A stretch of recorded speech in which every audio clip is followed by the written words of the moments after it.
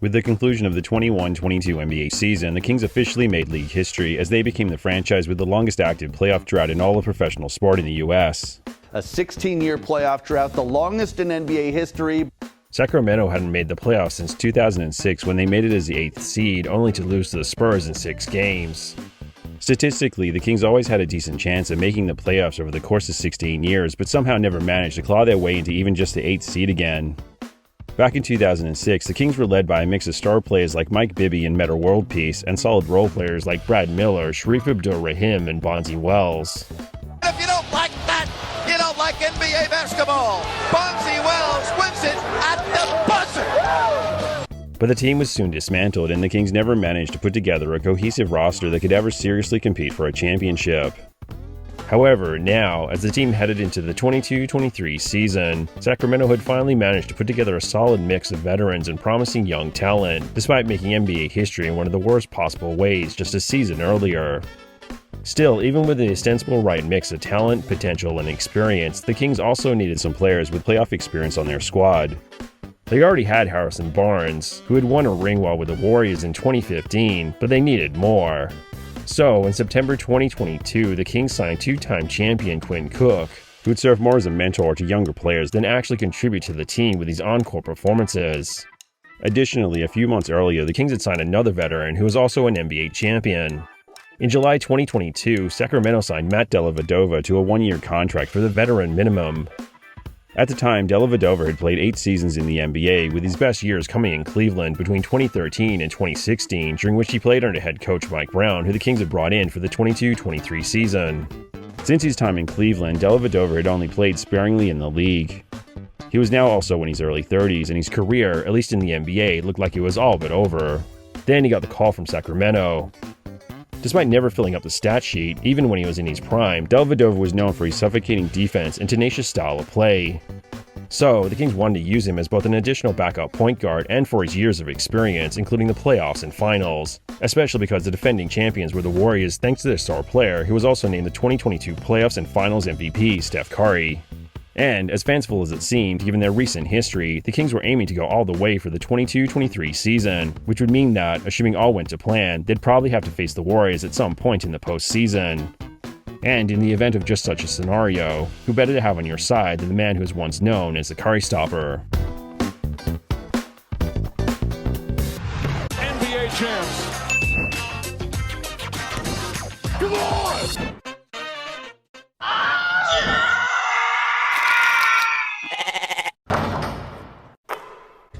Clubbing baby seals.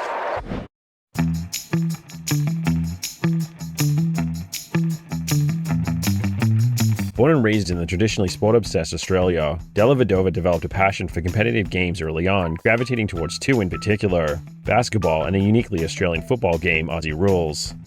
He showed promise in both fields, but soon chose to focus his attention on basketball alone. By his mid-teens, he had established himself as one of the country's most promising young talents and accepted a scholarship from the Australian Institute of Sport, the organisation famed for producing Australian NBA players Luke Longley, Andrew Bogut, Patty Mills, and Joe Ingles. Dellavedova attended the Institute between 2007 and 2009. Later, from 2009 to 2013, he followed in the footsteps of Mills and attended St. Mary's in California. Ultimately, Dellavedova finished his college career as the school's all-time leader in scoring, assists, games played, free throw percentage, and three-point shots, with his most famous three-pointer delivered in brutal fashion in January 2013 when he hit the game-winning buzzer beater for a match between the Gales and the BYU Cougars. Off of 1 foot on one end, and then the beautiful outlet. He gets a running start at it, gets it off in plenty of time, 0.9 on the clock, no doubt that it's good. Dellavedova's shot became known as the Dellava Dagger, and the play, combined with these impressive college stats, led him to nominate for the 2013 draft. Some commentators expected that he'd be taken somewhere early in the second round, if not late in the first. He's a top 25 player in the country, maybe a first-team All-American. However, others had concerns about his lack of muscle, his lateral quickness, and his ostensibly uncoordinated style of play, all of which they believed would seem struggle to guard more athletic players. And by the end of the night, Dellavedova had been passed over by every team with a pick. Still, shortly after the draft in late June 2013, the Cavs invited Dellavedova to join their team for the Summer League. Later, in September 2013, he signed a 2-year, $1.3 million contract, though only $100,000 of it was guaranteed. Dellavedova would well and truly earn his money throughout his first couple of seasons in Cleveland, as he became a key role player, especially after LeBron James returned to the team in July 2014, instantly making the franchise a contender once again.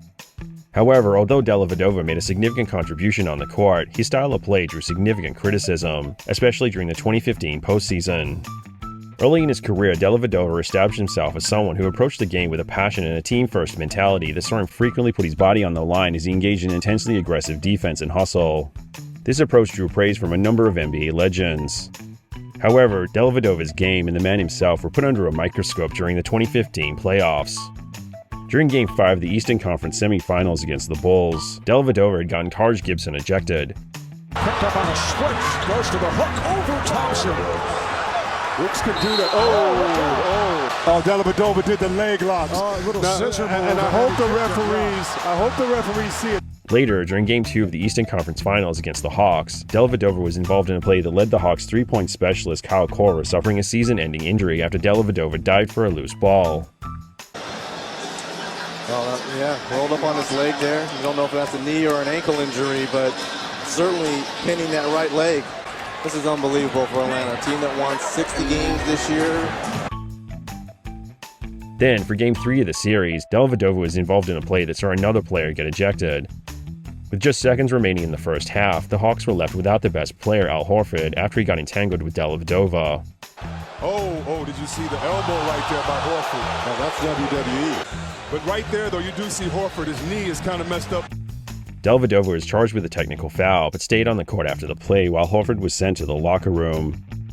Ultimately, the Cavs went on to win the entire series in a sweep, but the Horford incident and Dellavedova's history with injuries and ejections led many players, fans, and commentators to question his style of play and his motivations behind it. Ultimately, Dellavedova's game was made up more of hustle than talent, consisting of high energy and aggressiveness, which was more aligned with the sport he'd previously played, Aussie rules, than the game of basketball. But the thing is, Australian football is a contact sport that is largely made up of controlled mayhem, unlike basketball. Still, when it came to developing his style of play, Dellavedova clearly drew from his experience playing Aussie rules and applied certain elements, especially in regards to hustle, to the game of basketball, which would result in him being celebrated by his teammates, hated by opponents, and called dirty by commentators. As far as the opposition is concerned, there are paybacks. And it would also lead to his phenomenal performance for Game 3 of the 2015 NBA Finals.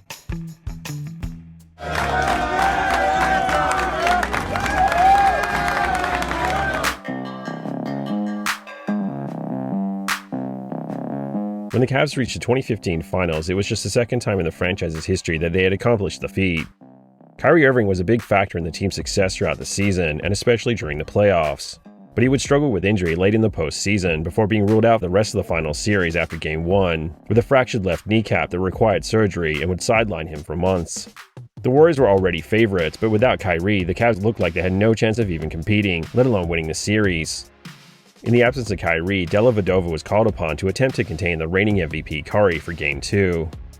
Ultimately, Curry finished the game with 19 points, 6 rebounds, and 5 assists. However, this resulted from 5 of 23 shooting from the field, with just 2 of 15 three-pointers. Much of Curry's struggles were the result of Dellavedova's lockdown defense. All up, Dellavedova played 42 minutes, during which he forced Curry to go 0 for 8 shooting, including 0 for 5 from three-point range, and make 4 turnovers while Dellavedova was guarding him. And it wasn't the first time Dellavedova had held an opposing team's star guard to their worst shooting performance of the playoffs. Back in May 2015, during Game 4 of the Eastern Conference semifinals, Dellavedova held Derrick Rose to 1 for 6 shooting, including 0 for 3 in the fourth quarter. And later that month, during Game 2 of the Eastern Conference Finals, Dellavedova shut down Jeff Teague, resulting in just 1 for 11 from the field when he was guarded by Dellavedova, while Teague managed to get 4 for 5 whenever another Cavs player was guarding him. Understandably, given Curry's struggles in Game 2 of the Finals, the Cavs ended up winning in double overtime for their first ever victory of an NBA Finals game in the franchise's history, for which, in addition to throwing Curry off his game, Dellavedova snatched several crucial rebounds and made 2 clutch free throws. Clutch free throws from Matthew Dellavedova.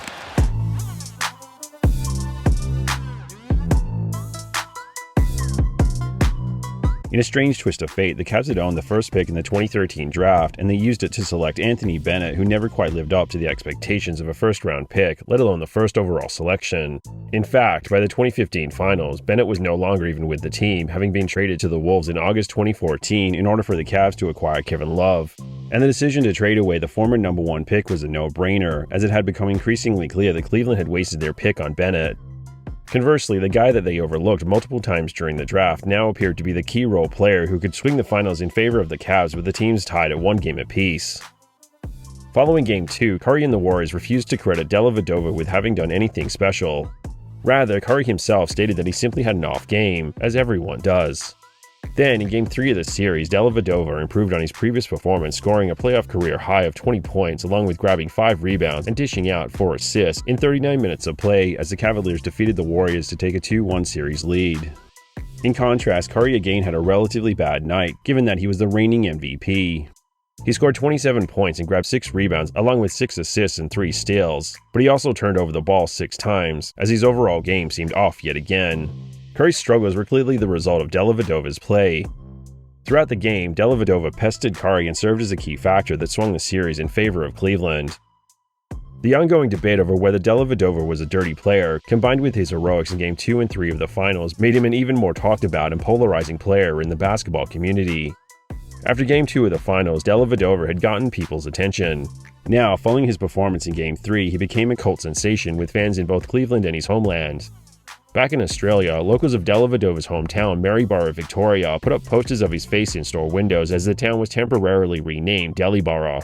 Whether Dellavedova indeed gave the Cavs the lockdown defense needed to take Curry out of the series was still debatable, but fans were hyped at the possibility that, at the very least, he could annoy Curry for just 2 more games and give the Cavs the victories that would finally break the city of Cleveland's long-standing curse.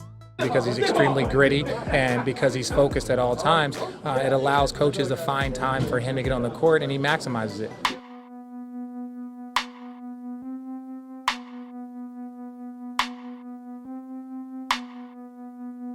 Unfortunately for the players in question, Cleveland fans have a history of giving players nicknames that, ultimately, lead to their demise after being saddled with unrealistic expectations. Before the Curry stopper, Cleveland had Gerald Wilkins, the Jordan stopper. Much like Dellavedova, Wilkins' journey to the NBA wasn't easy. The younger brother of Hall of Famer Dominique Wilkins, Gerald fell to the 47th pick in the 1985 draft when he was selected by the Knicks. Fortunately, despite the low expectations many had of him, the team gave him a chance and he proved to be valuable on both ends of the floor, especially the defensive end. And by the time he became a free agent in 1992, the Cavs were looking for a defensive force to address Michael Jordan's offense after the Bulls had repeatedly humiliated the Cavs in the playoffs during the early 90s, on their way to back-to-back championships in 91 and 92. The Cavs and the Bulls met in the second round of the 1993 playoffs. Despite their failings in the previous 2 years, the Cavs were confident that they would take the series, because this year they had Wilkins, the much-hyped Jordan stopper, the missing piece that would see Cleveland overcome the Bulls in the playoffs. And for Game 1, Jordan scored 43 points, many of which were on Wilkins as he struggled to contain him before the Bulls swept the Cavs out of the postseason. Now, after all the praise Cavs fans and the media had heaped on Dellavedova, there was nowhere else for him to go than down, much like Wilkins had years earlier. After taking Game 3, the Warriors were backed into a corner with their star player seemingly shaken by the unlikeliest of opponents. Understandably, the Warriors were annoyed by all the attention Dellavedova received with the media-driven narrative of the Curry stopper. Practically everyone in the Warriors organization grew sick of hearing about how Dellavedova was getting the better of the league's MVP. Publicly, the team left it to their lesser-known players to articulate their frustrations to the media. Most notably, the Warriors' own Australian role player and Dellavedova's national teammate, Andrew Bogut, to put the team's feelings about the quote-unquote Curry stopper and how all the hype affected the Warriors' approach to Game 4 and the rest of the series.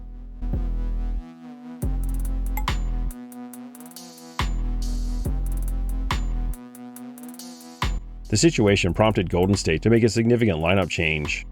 After watching Game 3, they'd seen how they weren't really challenging LeBron. So, for Game 4, the Warriors primarily focused on containing him, challenging every shot and forcing him to pass, which meant that other players for Cleveland would have to beat them. As a result, the Cavs didn't get the opportunities they'd expected.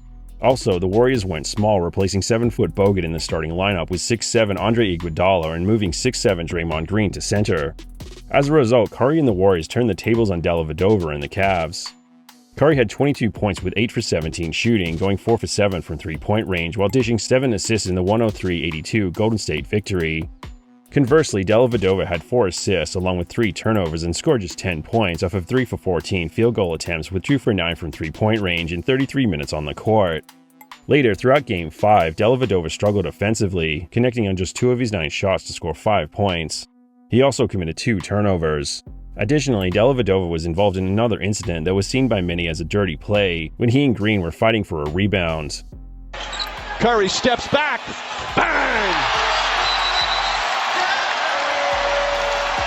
And a double foul called after the ball went through the basket. Conversely, Curry finished Game 5 with 37 points, including 7 three-pointers, 7 assists, and 4 rebounds. Curry also hit a number of backbreaking shots in the fourth quarter as the Warriors pulled away to defeat the Cavs, putting them within 1 game of winning the NBA championship. Ultimately, the last 3 games of the series, Curry averaged 28 points, including 49% from the field and 45% from behind the arc, as the Warriors went on to eliminate the Cavs in 6, putting an end to all the talk of the Curry stopper.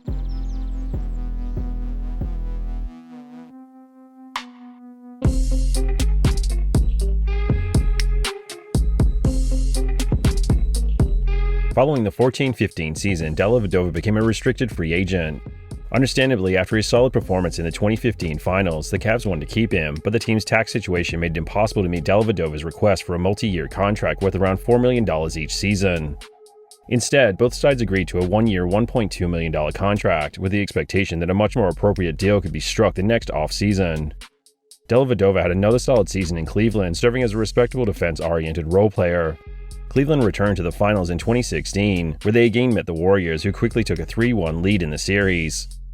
Yet, the Cavs then made history as they became the first team to come back from such a seemingly insurmountable deficit. Though, Dellavedova's contribution to the team in this year's run was significantly less than the previous finals series. During the 2016 offseason, the Cavs were looking to bring Dellavedova back. However, the Bucks soon signed him to an offer sheet of $38 million over 4 years. As a restricted free agent, the Cavs had the right to match the deal, though they chose to let him go and agreed to a sign-and-trade deal with Milwaukee.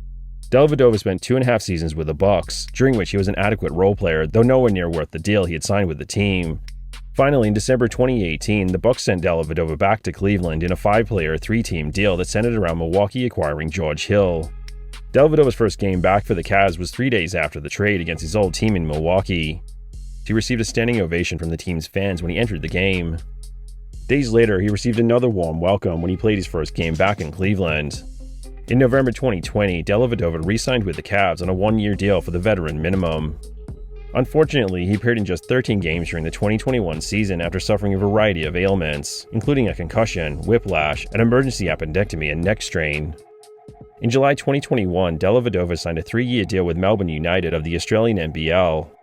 A month later, he played a crucial role in helping the Australian national men's basketball team, the Boomers, win their first Olympic medal when they took home the bronze at the delayed 2020 Olympics in Japan. After the games, Dellavedova returned to the NBL, where he was productive. However, although he was known for his defense in the NBA, his time in the NBL was notable for quite the opposite. The Phoenix force a turnover at halfway. Oh, yes, sir. Sometimes you just got to wear it. You get posterized every now and again. He later left the team in July 2022 to return to the NBA. Upon signing with the Kings, talk of the Curry stopper was reignited. Though, now, years since the legend was born, the myth around the moment had been contextualized and reevaluated, adding another layer to the narrative. I think a lot of people don't understand how great his motor is. He never stops moving. How do you slow him down? The same way you slow me down. Well, you can't.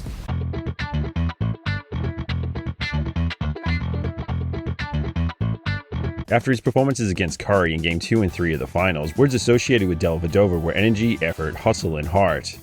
And, in retrospect, when people talk about Dellavedova in the 2015 finals, the story focuses on the 2 games and how he frustrated Curry, throwing him out of rhythm. Adding to the myth is the fact that, although Curry was a Warriors franchise player, it was in fact Iguodala who won the finals MVP award. Many commentators cited Curry's struggles in Game 2 and 3 thanks to Dellavedova as the reason for Curry being overlooked for the honor. But Curry wasn't named Finals MVP for a reason, and it was only partially because of Dellavedova. In Game 1, Curry got outplayed by an injured Kyrie. Then, for Game 2, Curry was off all night, even airballing a potential game winner in overtime. Iguodala finds Curry. Curry on the drive, step back, puts it up. Air ball. Curry was again off for most of Game 3, which was indeed largely due to Dellavedova. However, from there on, Curry was decent. Ultimately, the series turned around in Game 4, which was largely thanks to Iguodala. By the end of the game, Iguodala was suddenly a legitimate candidate for the Finals MVP as his performance changed the direction of the series. Iguodala was pivotal in the team's win as he scored 22 points, grabbed 8 rebounds, and shot 44% from the three-point line as the Warriors scored an emphatic victory 103-82. More than anything else, though, Iguodala made his impact felt defensively as he was crucial for the Warriors' efforts in defending LeBron. In the first 3 games of the series, LeBron had averaged over 41 points along with 12 rebounds and 8 assists. In Game 4, though, LeBron scored a series low of 20 points while shooting 31% from the field. Iguodala had another good game in Game 6 with 25 points, grabbing 5 rebounds while dishing out 5 assists, as the Warriors defeated the Cavs 105-97. Ultimately, over the course of the whole series, Iguodala was second on the Warriors in scoring behind Curry, averaging 16 points per game on 52% shooting, along with grabbing almost 6 rebounds a game. Given that the whole series turned in Game 4, for which Iguodala played phenomenally while Curry performed below expectations, Iguodala was a legitimate Finals MVP contender in the eyes of the voters while Curry's chances diminished significantly. In reality, it's widely believed that LeBron well and truly should have been the Finals MVP, which would have made him only the second player to receive the award despite playing on the losing side. And, ostensibly, the only reason he didn't get the trophy was because of how Jerry West reacted when he received the award after his team lost the Finals in 1969. How stupid it was that I would receive that and I wasn't part of the winning team. Presumably, if Curry had made his presence felt when the series actually turned around, he almost certainly would have gotten the award. In addition to Dellavedova being only partially responsible for ruining Curry's chances of being named the Finals MVP, there's also the very idea of even being able to stop Curry at all.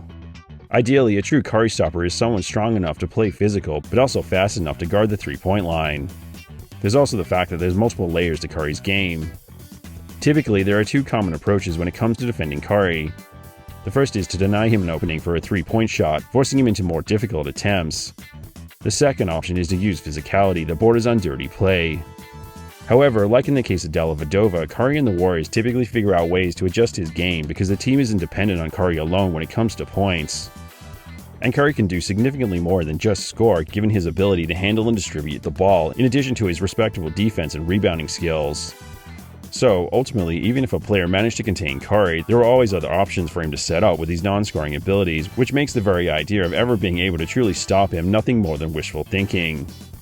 Later, in September 2022, during the Kings Media Day, Dellavedova explained his side of the Curry Stopper legend, as he recounted what it was like guarding the future Hall of Famer, who is now a 4-time NBA champion and the reigning Finals MVP.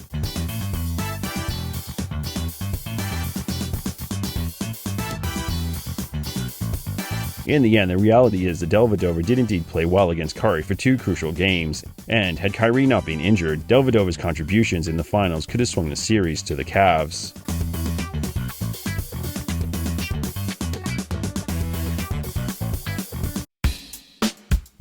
For a brief period during the 2015 NBA Finals, Dellavedova's gritty, relentless defense made him a media sensation during his time on the biggest stage in basketball. Unfortunately for Dellavedova and long-suffering Cavs fans, it didn't last long. But that wasn't because of a lack of effort from Dellavedova, as he always left absolutely everything on the court, which is what ultimately endeared him to basketball fans. In retrospect, Dellavedova's performance was certainly overblown. However, his intense play was indeed significant enough to make a big difference in the finals and impact Curry's performance, at least for a little while. Ultimately, throughout the final 3 games of the series, Curry and the Warriors cracked the code to Cleveland's defense and brought an end to Delly Mania, that brief moment in NBA history when an undrafted, little-known international player almost became the improbable hero of the finals. We are seeing the emergence of one of the more improbable playoff heroes in recent postseason history.